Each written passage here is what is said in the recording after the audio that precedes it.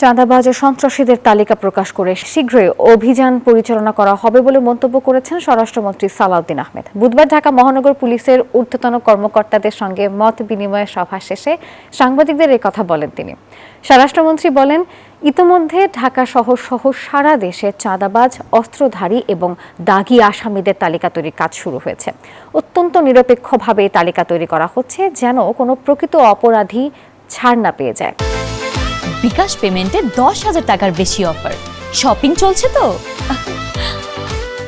এক প্রশ্নের জবাবে স্বরাষ্ট্রমন্ত্রী বলেন, পুলিশের পোশাক নয়, মানসিকতার বদল চায় সরকার। চাঁদাবাজদের তালিকা প্রস্তুত করে সেই হিসাবে তাদেরকে আইনে আওতায় নিয়ে আসার ব্যবস্থা করব খুব শিগগির। যারা অস্ত্রধারী, সন্ত্রাসী, দাগী আসামি, যারা সমাজে বিশৃঙ্খলা সৃষ্টি করছে, তাদের একটি তালিকা প্রণয়ন করা হচ্ছে।